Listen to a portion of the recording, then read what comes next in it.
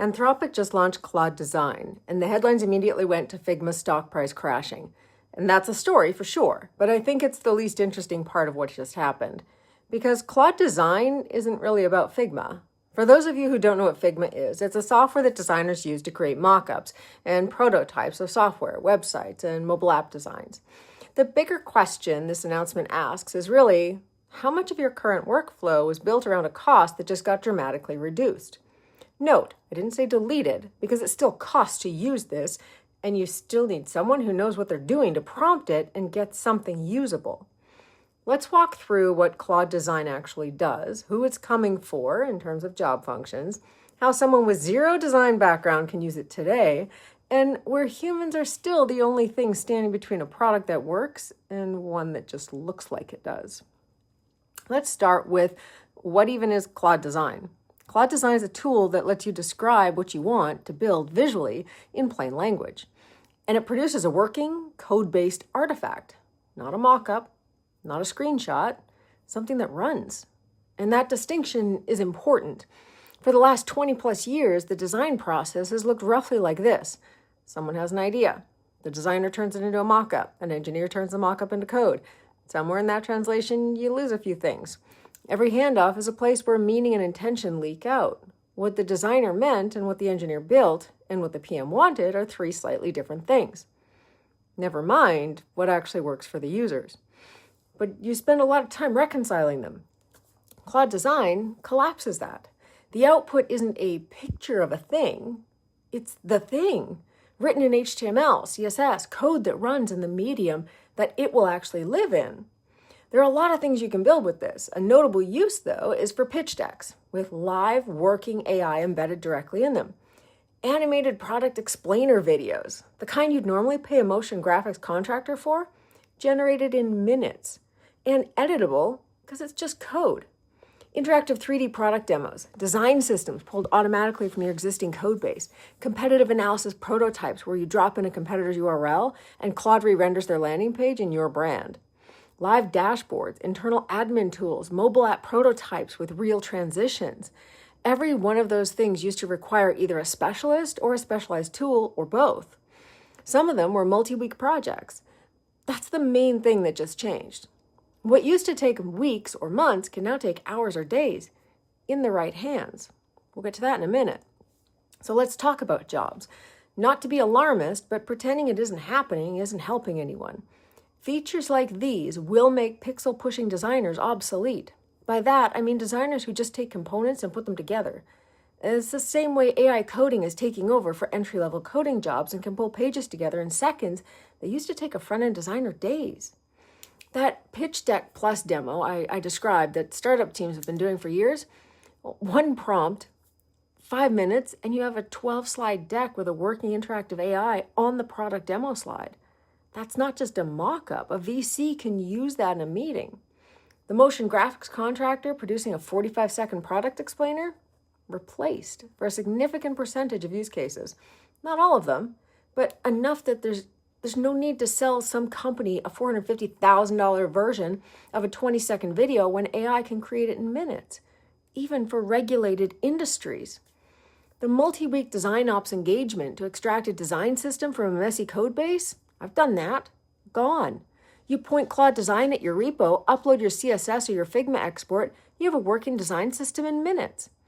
The designer building an inspiration board and then rebuilding a competitor's page from scratch as a reference prototype, replaced.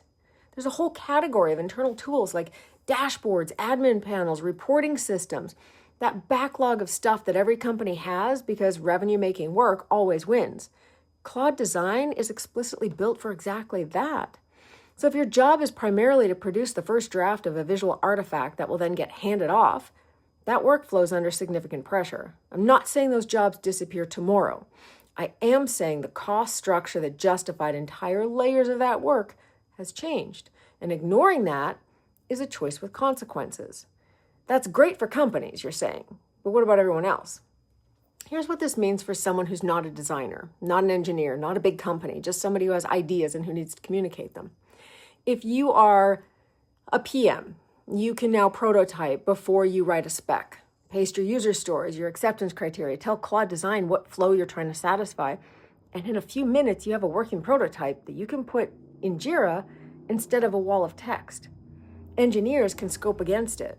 Leadership can actually see what you're proposing. That changes the conversation. However, and please make no mistake, that does not make you a designer. This does not mean that that is what should go into production. Just because anyone can vibe code an idea doesn't mean they should, especially in a world where vibe coding is making tech less accessible. If you're a founder, though, you can demo what you're building instead of describing it. Not a flat screenshot, not a slide that says, and then the user clicks here. The actual thing, running with real model calls embedded in it if your product involves AI. Fundraising is different when what you're showing is actually there. Though I'm not sure there's even a space for venture capital anymore. Companies just don't need that much money to get going these days. Maybe further down the line, but not at the beginning anymore. So now let's say you're in marketing, right? Or you need a content animated explainer, an interactive dashboard for an investor update, a product landing page. You don't need to be in a queue waiting for design and engineering. You can go make it. That goes for you too, business owner. Create new posters, new flyers, a new landing page for a product. And if you're an engineer, your starting point for a feature is now a working prototype in code, not a spec doc in a Figma file full of comments that was a translation of a spec doc. The conceptual work has already happened. Your job is to make it scale. These aren't hypothetical use cases, but I want to be very careful here because there is a version of this conversation that goes dangerously wrong. Here's the sticking line. It doesn't matter how pretty it is if it doesn't work. And I mean work in the fullest sense of the word. Giving a PM the ability to prototype doesn't make them a designer. They can produce something that looks like a product. What they don't automatically have is the knowledge of why a user would actually navigate it that way. What the experience feels like when someone is confused or in a hurry or using a screen reader. Where the friction is that you can't see until you've watched 50 people try to do the same thing and fail in the same spot. User journeys, accessibility, these are not decoration. They are the difference between a product people can use and a product that looks like it should work but doesn't. An accessibility failure isn't just a legal exposure, although it is that too. It's someone who needed your product and couldn't get to it. Claude Design, like every AI tool right now, will not catch that for you by default. It will give you something that looks finished. That is not the same as something that is finished. The same applies to the thing that's even harder to teach. Design judgment. Claude Design will give you 10 directions in an hour. That's incredible. And as a designer myself, I love it because it gives me new ways to look at things. But deciding which direction is right for this company, this user, this moment, that is not something the tool does. That is still your job. And specifically, it's still the job of someone who has spent time developing taste and context and the ability to ask, does this actually work for the person we're building it for? What I expect to hear from professional designers using this tool is not, I'm about to be replaced. It's, I got hours of my day back.